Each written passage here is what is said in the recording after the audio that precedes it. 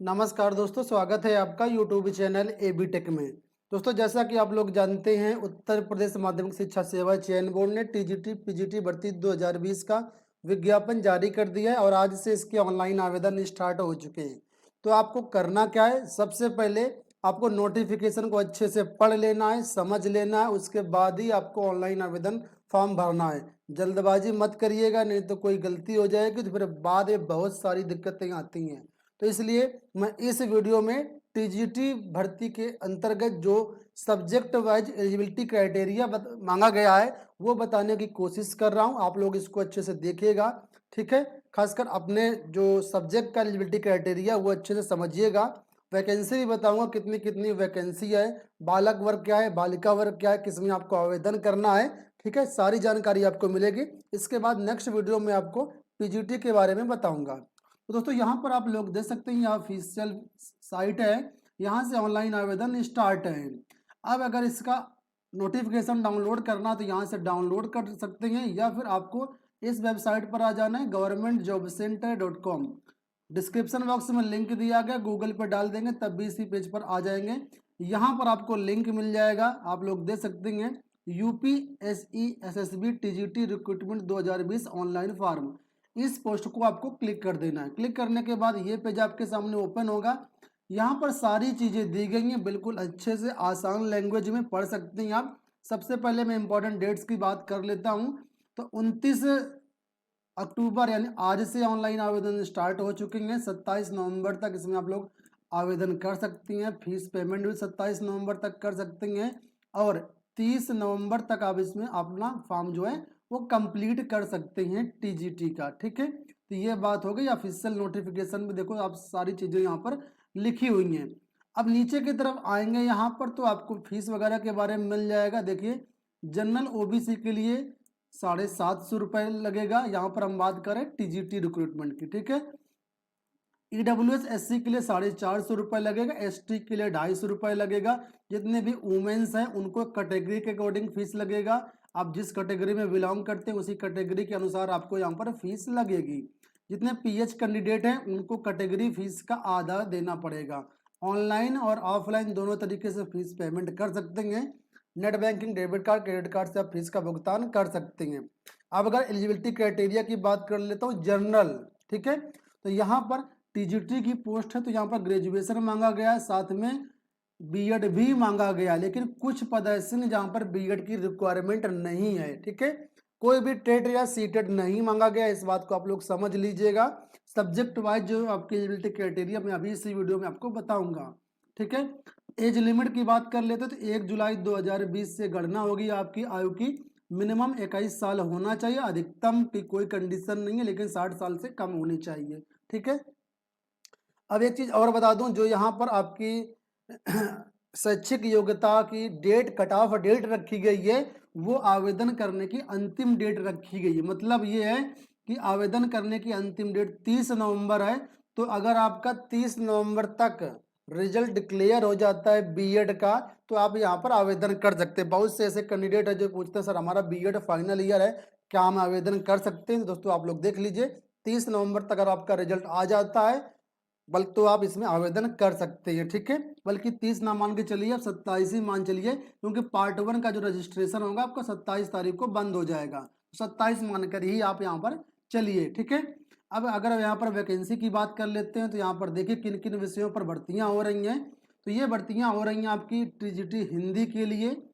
हिंदी में 1054 पद हैं, जनरल में, ओबीसी में 405 हैं, 276 और 1742 टोटल पद यहाँ पर हिंदी में हैं। अगर अच्छा इसमें पदों की संख्या की बात कर लेता तो 12,900 पद यहाँ पर टोटल हैं टीजीटी में। अब बहुत से मित्र इस बात पर कंफ्यूज होते हैं कि यहाँ पर बालिका वर्ग और बालक वर्ग क्या है, इसका क्या मतलब है, ठीक है।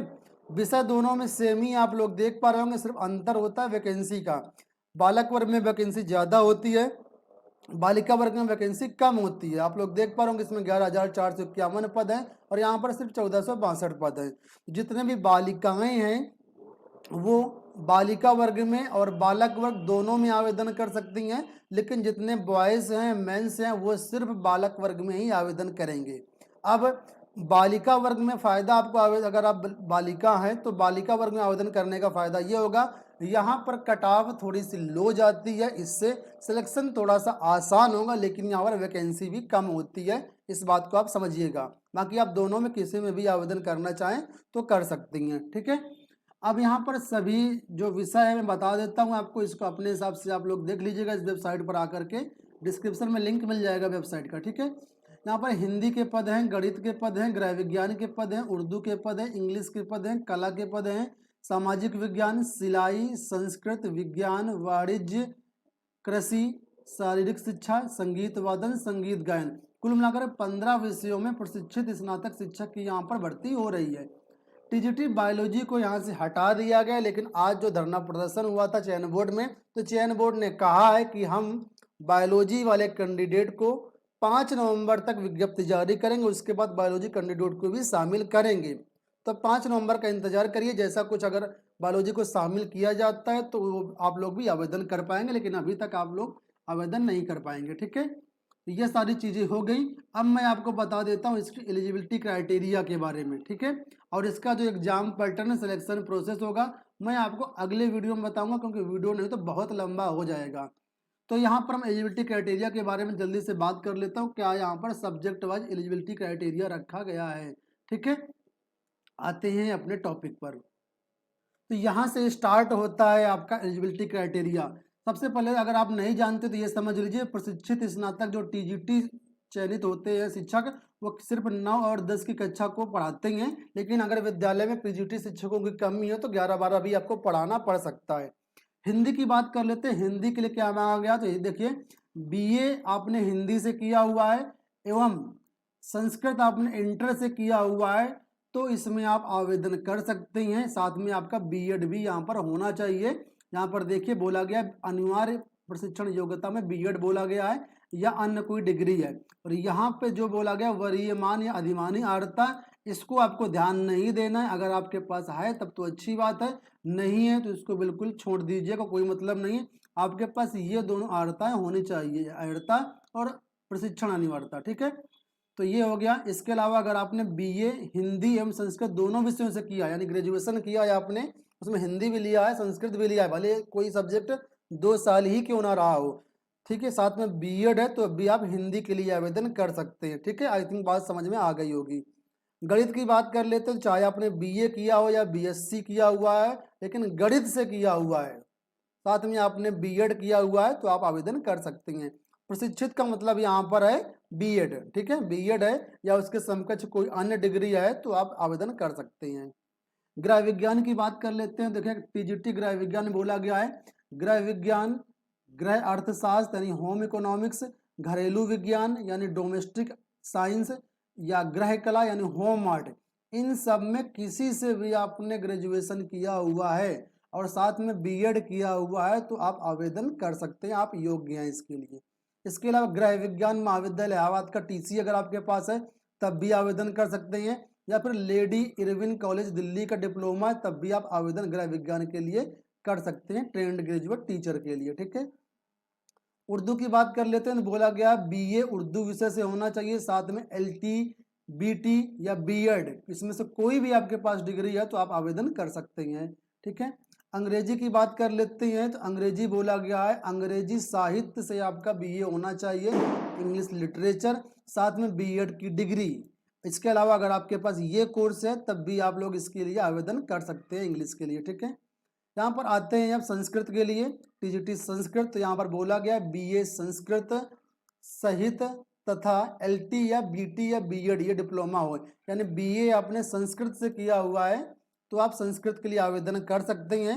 इसके अलावा वाराणसी संस्कृत विश्वविद्यालय द्वारा अगर आपके पास शास्त्रीय आचार्य की उपाधि है, साथ में एलटी बीटी है तब भी आवेदन आप लोग कर सकते हैं। ये सारी चीज़ें मैं आपको बता रहा हूँ, ऑफिशियल नोटिफिकेशन से बता रहा हूँ जो 100% फैक्ट हैं। और अगर आप इसको इंग्लिश में पढ़ना चाहते हो तो हमारी वेबसाइट पे यहाँ पर सारी चीज़ें इंग्लिश में दी गई, इंग्लिश में भी आप लोग इसको अच्छे से समझ सकते हैं, पढ़ सकते हैं, ठीक है। ऑनलाइन आवेदन भी आपको यहीं से करने को मिल जाएगा और सिलेबस भी आपको इसी वेबसाइट से मिल जाएगा। यहाँ पर नीचे आएंगे, देखिए सिलेबस के सेक्शन में, यहाँ से आप लोग सिलेबस भी डाउनलोड कर सकते हैं टीजीटी पीजीटी का, ठीक है।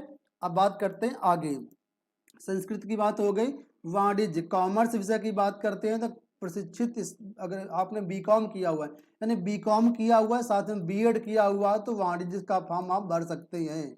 ठीक है। कृषि की बात कर लेते हैं तो बीएससी अगर आपने एग्रीकल्चर से किया हुआ है साथ में बीएड किया हुआ है, तो आप कृषि के लिए भी फॉर्म भर सकते हैं। अब सबसे ज़्यादा दिक्कत होती है दोस्तों कला के लिए ये होती है, तो कला के लिए बहुत सारी योग्यताएं बोली गई, इसमें जो आपने किया हुआ अपने हिसाब से आप लोग देख लीजिएगा। मैं आपको फिर भी समझा देता हूँ। टीजीटी कला के लिए पहला बोला गया कि राजकीय कला और शिल्पकला विद्यालय लखनऊ का अगर आपके पास आर्ट मास्टर्स ट्रेनिंग सर्टिफिकेट है तो आप आवेदन कर सकते हैं। इसको पहले ड्राइंग टीचर सर्टिफिकेट भी कहते थे। ठीक है। दूसरा बोला गया प्राविधिक कला से अगर आपने इंटरमीडिएट किया हुआ है तब भी आप आवेदन कर सकते हैं, लेकिन इसको आप लोग अच्छे समझिएगा पूरा, कुछ कंडीशन भी और हैं जो यहाँ पर दिखाई नहीं गई हैं, मैं आपको बताऊंगा अभी। तो इतना हो गया, ये आपके पास है तो आवेदन कर सकते हैं। नीचे बोला गया देखिए प्राविधिक कला के साथ हाई स्कूल परीक्षा किया हो, मतलब प्राविधिक कला के साथ हाई स्कूल परीक्षा और इनमें से कोई एक योग्यता है, यानी हाई स्कूल में आपने अगर प्राविधिक कला लिया हुआ है साथ में ये का खा गा गा अंगा चा छा जा जा जो भी डिग्री है यहाँ पर, ये सब आपके पास इसमें से कोई भी एक डिग्री है तब भी आप यहाँ पर आवेदन कर सकते हैं। ठीक है। इसके बाद अब आइए नीचे, यहाँ पर महत्वपूर्ण बात यहाँ पर लिखी हुई है, लिखा है उपरोक्त अर्हता के साथ सहायक अध्यापक हेतु किसी विषय में स्नातक तथा प्रवक्ता हेतु स्नातकोत्तर उपाधि होना का अनिवार्य है। मतलब ये जो चीजें मैंने बताई कला के लिए जैसे बोला गया प्राविधिक कला में इंटरमीडिएट तो ये होना चाहिए, साथ में बोला गया किसी भी विषय से ग्रेजुएशन भी आपका होना चाहिए। तो ये बात समझ लीजिएगा, अगर आपने सिर्फ इंटर प्राविधिक कला से किया हुआ है और ग्रेजुएशन नहीं किया हुआ है तो बिल्कुल भी आप फॉर्म नहीं भर सकते हैं।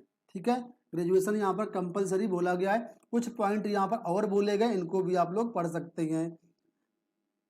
शारीरिक शिक्षा के लिए बोला गया है इंटरमीडिएट आप पास होना चाहिए, साथ में आपके पास सीपीएड की डिग्री होनी चाहिए। यहाँ पर बीपीएड नहीं मांगा गया है, सीपीएड मांगा गया है, इस बात को आप लोग ध्यान दीजिएगा। ठीक है, सीपीएड मांगा गया है। इसके बाद सिलाई के ऊपर आते हैं। सिलाई के लिए बहुत सारी योग्यता है, सिलाई वाले कम कैंडिडेट होते हैं, इसको मैं छोड़ देता हूँ फिलहाल, अभी आप लोग इसको देख लीजिएगा जो भी छात्र हैं। विज्ञान के ऊपर आते हैं तो विज्ञान के लिए बोला गया भौतिक विज्ञान रसायन विज्ञान के साथ आपने बीएससी किया हुआ है साथ में बीएड किया हुआ है तो आवेदन कर सकते हैं। ठीक है। सामाजिक विज्ञान के लिए कंफ्यूजन रहता है लोगों में, तो सामाजिक विज्ञान को देख लीजिए, ये 4 विषय बताए गए, इतिहास, भूगोल, राजनीति शास्त्र और अर्थशास्त्र। इन 4 विषय में कोई भी 2 विषय आपने ग्रेजुएशन में पढ़े हैं तभी आप लोग आवेदन कर पाएंगे। साथ में बीएड भी होना चाहिए, टीजीटी के मोस्टली सभी विषयों में बीएड मांगा गया है। ठीक है। अगर आपने सिर्फ एक विषय ग्रेजुएशन में लिया हुआ है तो आप बिल्कुल भी आवेदन नहीं कर सकते हैं। इन दोनों में से इन चारों में से 2 विषय आपके ग्रेजुएशन में होने चाहिए। ठीक है। इसके बाद आते हैं संगीत गायन पद और संगीत वादन, म्यूजिक इंस्ट्रूमेंटल, म्यूजिक वोकल, इसको भी हम छोड़ देते हैं क्योंकि ये सारे कैंडिडेट बहुत कम ही होते हैं, तो जो कैंडिडेट है अपना इसको पढ़ सकते हैं। ठीक है। तो ये दोस्तों हो गई पूरी एलिजिबिलिटी क्राइटेरिया विषय वाइज, यहाँ पर टोटल विषय जो थी एलिजिबिलिटी क्राइटेरिया मैंने यहाँ पर बता दी है।